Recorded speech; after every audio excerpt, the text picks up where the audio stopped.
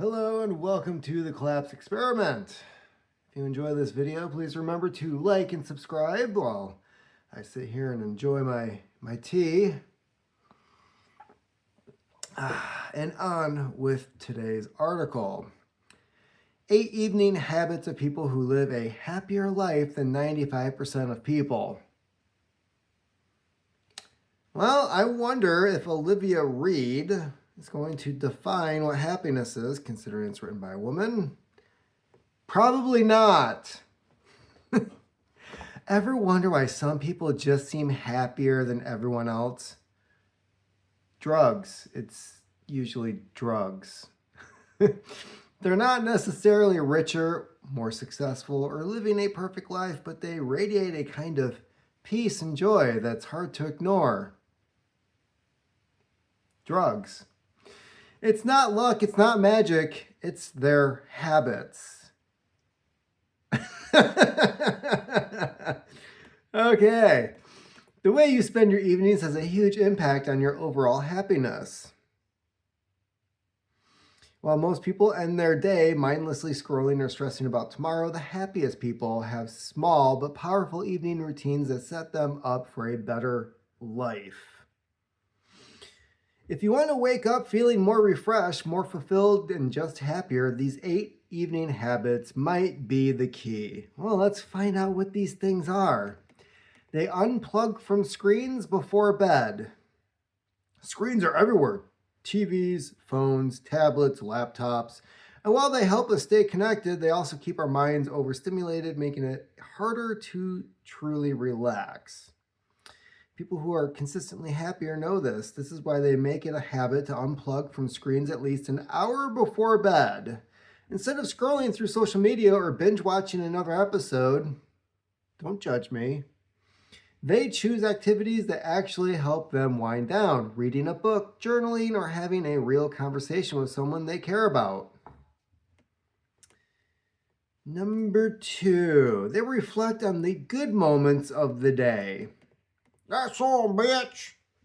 It's easy to go to bed thinking about everything that went wrong, the awkward conversation, the mistake at work, the thing you should have said but didn't. I almost told him to go himself. But happy people don't let negativity be the last thing in their minds before sleep.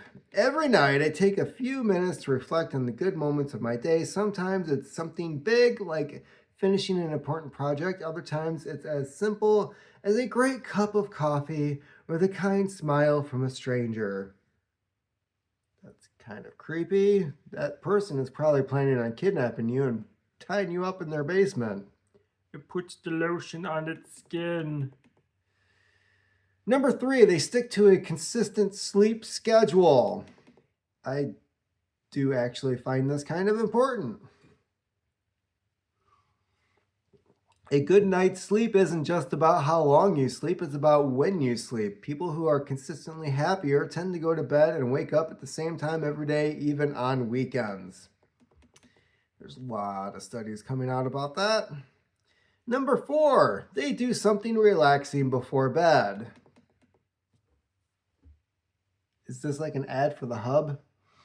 How to spend the last hour before sleep sets the tone for the next day. Happy people make it a habit to wind down with something that truly relaxes them. Something that signals to their brain that it's time to rest. For some, it's reading a book. For others, it's meditation, gentle stretching, or listening to calming music. Whatever it is, the key to slow down and step away from the chaos of the day. Okay, number 5, they plan something to look forward to. I've noticed that my happiest days don't just happen, they start the night before bed. I always try to plan something small to look forward to the next day. It doesn't have to be anything big. Sometimes it's a favorite breakfast, a walk in the park, or setting aside time for a hobby I enjoy. Who are these people? Like, I wake up, I've got maybe 15 minutes of time that, let's face it, if it's winter, I'm shoveling snow, unburying the car. But a walk in the park? Again, who are these people? I have my hour lunch break. They embrace boredom instead of avoiding it. Most people do everything they can to avoid boredom. The moment there's a quiet moment, they reach for their phones, turn on the TV, or find something to distract themselves. But the happiest people, they actually let themselves be bored sometimes. Life is like a box of chocolates. Instead of filling every second with stimulation, they allow space for their minds to wander. That's when creativity sparks, deep thoughts surface, and real relaxation happens. When you're constantly distracting yourself, you don't give your brain a chance to process the day or simply be. Number 7, they express gratitude in some way.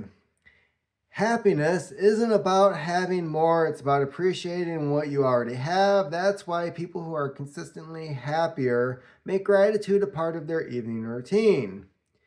Some write in the journal, which Biden was it that left her journal in that room? Listening to a few things they're grateful for. Others take a moment to silently reflect or express appreciation to someone they love. It doesn't matter how they do it. What matters is that they make it a habit. And number 8, they don't go to bed holding on to negativity. Going to sleep angry, stressed, or overwhelmed doesn't just ruin your night, it carries over into the next day. That's why the happiest people make it a point to let go of negativity before bed. Again, this is like another ad for the Hub. Why happiness starts the night before. If you've made it this far, you've probably noticed that happiness isn't just about what happens in life, it's about how you set yourself up for it. Well, let's see here, Miss Olivia Reed. Not everybody has things taken care of for them, which I'm guessing is probably what you have going on. Okay, let's see here. This is Global English Editing. I don't know anything about this website, but yeah, the fact that you have a job writing articles like this tells me that you probably have a lot of shit taken care of for you, and you don't have to just make stuff happen. Like, it really just happens for you. So, all right, that is the article. The sleep one, I will say, is important. Keeping away from screens. Has social media really done us any good as a species? Reflecting on good moments. What was the quote I heard earlier this week? A happy woman is one that enjoys the few good things that she has in life, while the unhappy woman is wishing for more when she has everything already. Pretty much. That sums it all up. So yeah, that is the article. Let me know what you think. No, it has nothing to do with like the generation gap or any of that stuff that usually gets covered here. Just some clues as to how to make your life better. Keep on